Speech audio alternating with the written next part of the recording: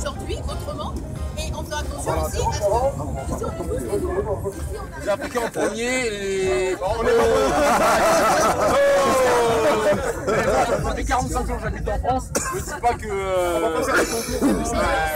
Il n'y a pas de détail à la fin. Ah ouais. On n'entend rien, c'est ça. Ah ouais. Voilà, ce qu'il faut, c'est que dans les familles françaises pauvres, le processus de colonisation, ça revient à ce que je disais avant, il est plus ancien encore.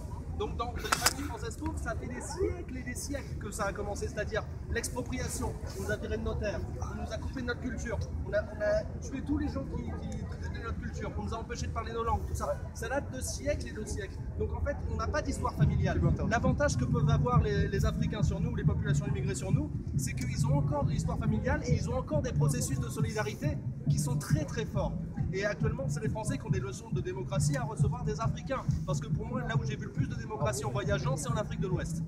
Là, j'ai vu des sociétés hyper pacifiques et qui avaient depuis longtemps, tu vois, mis en place des systèmes pour préserver la paix et pour préserver la discussion et la démocratie. Donc voilà, les Français ont à apprendre de ça. Parce que nous, on est brûlés, on n'a plus rien. Toutes nos traditions familiales sont tuées. On nous a envoyé génération après génération des gens à la guerre se faire massacrer. Moi, c'est l'histoire de ma famille en tout cas. Chez moi, il n'y a plus rien. On parle de transmission familiale, culturelle, etc. Est-ce qu'il y a des gens qui veulent intervenir, dire est-ce qu'ils se sentent plus connectés avec leurs ancêtres, entre guillemets, leur culture, ou ils se sentent aliénés par rapport à ça? Je ne sais pas si vous voulez parler de ça. Non, personne ne veut parler de ça, d'accord. C'est la question qu'il a posée par rapport aux pauvres dont on ne parle pas à la télé. La question que je pose à souvent, c'est parce que dans ce cas-là, on serait obligé de parler des riches. On serait obligé de parler des riches. Et les riches, on ne va pas en parler des riches. Qui ont appauvri les pauvres. C'est ça le problème. C'est ça depuis le début. Depuis le début, on a un système qui exploite. Quand ce soit un patron, quand c'est un employeur qui soit quelle que soit sa couleur, il exploite ses ouvriers d'une façon hantée. On le voit partout. Partout. Ben, dans ce cas, vas-y, interviens. Toujours sur le même sujet. Moi, il me semble que quand on voit des reportages à la télévision sur ce qu'on appelle les quartiers en difficulté, les quartiers, etc., il y a beaucoup aussi le langage qui compte. Je ne pense pas qu'en particulier, les journalistes aient l'intention de singulariser les gens qui sont d'origine étrangère, visiblement d'origine étrangère ou pas. Des Français, il y en a dans ces reportages-là. Mais verbalement, ils ne sont pas désignés. C'est-à-dire, on dit quartier difficile, on voit des tas de gens de toutes les couleurs, et puis on parle avec beaucoup d'immigration, avec une grosse proportion d'étrangers, et on singularise ça comme un problème. Qui peut effectivement d'ailleurs être une difficulté pour des questions de langue, d'apprentissage, de machin, etc.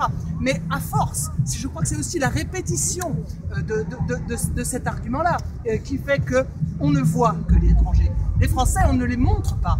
Ils sont sur l'image, mais on ne les désigne pas. Et puis par ricochet, bravo madame, exactement.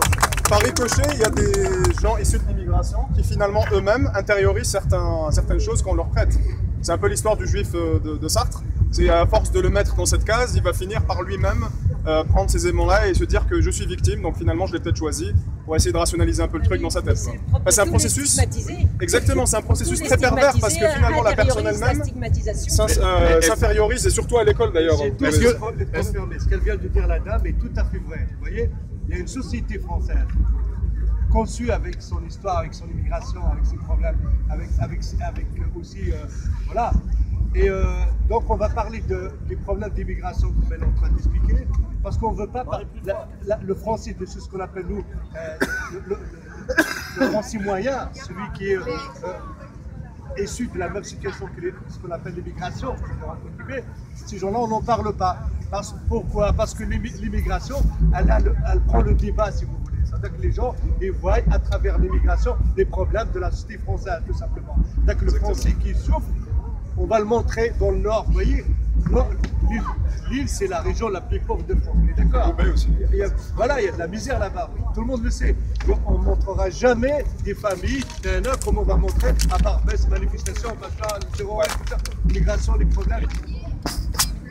Des blancs, des Français de souche, quelque part, c'est l'évidence, c'est un échec justement du gouvernement, de l'État, du pays, de sa propre population, entre guillemets, si je puis dire. Et donc, on ne les montre pas, cela.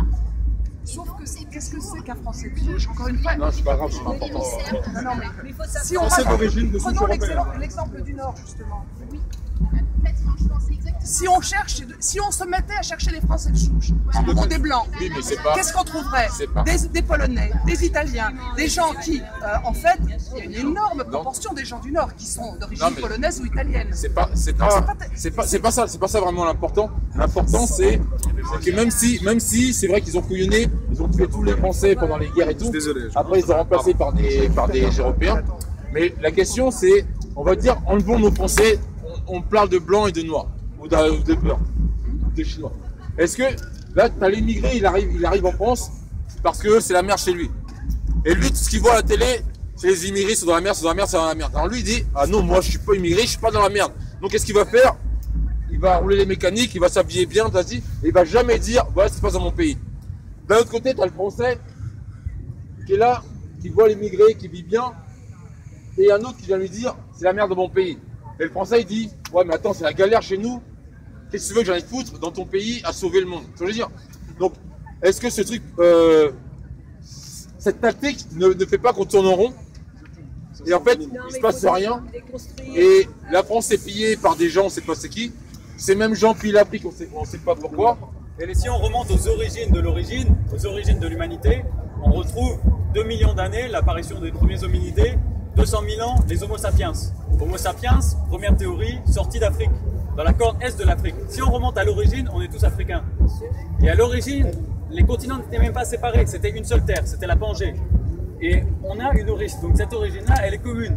Attention, nous-mêmes, de ne pas appliquer un schéma de pensée et un prisme qui a été imposé par le système capitaliste, qui cherche à nous diviser avec une structure étatique qui est extrêmement récente. Et en effet, attendez, j'ai pas tout à fait fini. À travers ensuite l'immigration, on est tous des immigrés. Et moi, d'une certaine manière, je me reconnais dans quasiment tous les discours. Donc c'est ça qui est intéressant. J'ai une partie de ma famille qui vient d'Espagne, qui a fui l'Espagne pour s'installer en Algérie parce qu'à l'époque l'Algérie était française et que l'Espagne était plus pauvre, migration économique. Une autre partie qui était déjà là en Algérie depuis bien longtemps. Une autre partie qui est française et qui s'est fait exploiter, pas coloniser mais exploiter et acculturer. Parce que mon grand-père parlait occitan, aujourd'hui moi je ne parle plus, je parle français. Est-ce que ça veut dire pour autant que je suis français de souche ou souchien? Je ne crois pas. On est tous, en tant que peuple ici réunis, on a tous les mêmes intérêts, on défend le même intérêt commun, il faut bien se rendre compte de ça. Et il y en a qui exploitent et qui instrumentalisent cette division territoriale et culturelle et identitaire. Et je veux amener juste un peu Saïd Bouamama, qui est un sociologue d'origine algérienne basé à Lille, qui a un discours très intéressant. Je vous encourage à aller sur internet pour voir Saïd Bouamama. Il dit en effet qu'il y a 5 critères de discrimination. C'est-à-dire que la stigmatisation et la discrimination, ce sont des couches, ce sont des strates. On a la strate de la paupérisation et de la précarisation qui touche tout le monde, qui touche les 99% des gens qui travaillent et dont le travail est exploité par une classe capitaliste. Et puis, sur ces couches-là, que des Français blancs, on va dire de souche, dont ils sont eux aussi les victimes, il y a d'autres couches qui vont se surajouter en fonction des intérêts. Il y a l'ethnicisation, le culturalisme, qui est la nouvelle version du racisme évolué, et il y a l'islamophobie, il y a un nouveau truc d'une quinzaine d'années, pour en effet diviser les populations. Mais c'est bien d'analyser. C'est important, je pense, d'analyser les différentes couches pour ne pas tout mélanger, se rendre compte qu'il y a des couches de stigmatisation, de discrimination économique qui touchent tout le monde, toute la société, et d'autres qui sont ajoutées à des fins évidemment politiques. Voilà, pour le coup, je crois que c'est important parce que ce que tu as dit avec des mots très instruits fait que oui, ce que tu dis, quand c'est peut-être on comprend pas ceci, cela, n'empêche, je suis assez d'accord avec par rapport à ce qu'il dit. Alors moi, je crois avoir compris, mais ce que je voulais dire, c'est que, ben oui, il y a bien quelque chose où aujourd'hui, très vite, on reprend nous-mêmes les vices de système qu'on est en train qu'on devrait condamner. Parce que ta question tout à l'heure, qui est pourquoi est-ce qu'on voit pas le blanc, enfin, tout ça, pourquoi est-ce qu'on voit pas dans les médias, je crois qu'on dit un peu tous la même chose, c'est qu'il y a un système aujourd'hui qui est fait pour que on se pose la question du mot voisin, et que le paysan il soit plus ou moins en difficulté que le noir il soit plus ou moins en difficulté que l'arabe, que selon ce qui moi me touche, j'adhère à un combat, et il ne me faut pas la question, quelqu'un le disait là-bas, du système. C'est-à-dire aujourd'hui notre système politique il est comment? Et c'est intéressant là, de poser la question de justement le sociologue dont tu parlais, parce que justement, il y a des systèmes qui sont pensés, et c'est intéressant aussi de temps en temps d'aller se poser la question du... Alors vas-y, qu'est-ce qu'on en dégage dans les grandes lignes? Ça veut dire quoi paupérisation? Ça veut dire quoi? Enfin, je crois que c'est intéressant. Et même ici, nous, dans nos débats, alors qu'au début, on était dans quelque chose de plus ou moins ouvert selon les personnes, on s'est mis à parler de français de souche. Tout à coup, je me suis dit, mince, qu'est-ce qui se passe? Tout à coup, le français de souche était un peu plus ou moins que l'arabe, un peu plus le noir, un peu plus que... Et regardez comment on a tellement intégré le Peut-être parce que ça existe aussi, il faut dire les choses comme elles sont. Parce que ça existe, voilà. Ça existe. Les Français de souche ne sont pas noirs, ne sont pas... C'est un angélisme. On a tellement intégré le système racisme qui dit que le noir, le blanc, ceci, cela, que quand on est en train de se parler ici... Comment un CV égaux, le maghrébin est discriminé par rapport à l'autre? C'est le même CSP, le même CV, même expérience, maghrébin est discriminé par rapport à l'autre. C'est pas qu'une histoire d'imagination ou de... Tout à l'heure, on posait la question des médias, et j'ai une petite anecdote de ceux qu'on appelle les blédards au Cap-Vert, dans un coin tout reculé du Cap-Vert, là, quand tu y étais, qui me racontait un truc assez rigolo, pour raconter comment aussi nos médias ils vont orienter les regards des autres. Hein. Et franchement, on les appelle les blédards, mais mine de rien, je me suis dit, hey, quand même, ils sont pas si... Ils me racontaient qu'en France, c'était super, parce que franchement, nos images, elles sont sublimes. Hein. Moi, j'arrive, bien sûr, j'ai pas pris mon short déchiré de la veille, hein. J'ai ramené mes beaux vêtements, ceci, cela, donc déjà, il y a... Ici, je suis la plus normale possible, et là-bas, je crois l'être. Et à chaque fois, on me renvoie que je suis quelqu'un d'un peu... de trop, quoi. Ouais. J'ai envie de leur dire, non, je vous jure, je suis pareil, mais juste... oui, mes codes, mes vêtements, mon langage est pas le même. Et donc, ça démarque tout de suite, alors que moi, je crois être la plus basique des filles. Et en fait, sans le savoir, j'avais cautionné un système parce que pour moi, c'est pratique. J'appelle le petit bonhomme, je lui dis, ouais, s'il te plaît, je fais travailler l'économie locale, nanana. Moi, j'étais super fière de moi. Elle m'a juste renvoyé à... Le but ici, c'est 40 centimes, tu fais comme tout le monde. Ok, t'as raison, renvoie-moi aussi ce que je suis en train de... Donc voilà, il y a des systèmes comme ça. Et même nous, dans nos discours tout à l'heure, on a un peu dérivé, faire attention aussi à... En fait, ça fait 45 minutes que j'entends parler tout le monde. Vous avez tous des messages très jolis ou surprenants. Enfin, il y a vraiment de tout. C'est intéressant en tout cas. Mais on est d'accord pour tous se dire que c'est mal, le racisme, tout ça, machin. Mais ma question, c'est qu'est-ce qu'on peut avoir comme solution par rapport à tout ça? Enfin, qu'est-ce qu'on peut mettre en place? Qu'est-ce qu'on peut faire pour faire bouger les choses? On voit toutes les têtes qu'il y a ici, c'est que de l'amour et c'est que du bonheur de voir toutes ces têtes rassemblées. Mais qu'est-ce qu'on peut faire concrètement pour que ça change, si ce n'est que rester là, discuter ensemble, c'est mignon. Quand il pleut, on se cache. Voilà, justement. Est-ce que le fait de discuter, c'est pas déjà un début de... Le problème, c'est qu'il y a des gens, et moi je te dis, ça fait 3 semaines que je suis là, si tu leur parles du franc CFA, ils connaissent pas. Il y a des gens, si tu leur dis qu'il y a des Français en galère. Non, écoute-moi. Il y a des gens, si tu leur dis. Parce qu'ici, c'est l'euro, justement. Mais le franc CFA appartient à la France, au cas où tu sais pas. Maintenant, il y a des gens, si tu leur dis qu'il y a un Français qui meurt de faim, bah, ils y croient pas. Ils disent, mais non, les Français sont riches. Il y a des gens, si les gens se parlent pas, tu pourras pas trouver de solution. Tu vois le dire. Donc, c'est vrai que là, je poussais un peu pour trouver des solutions.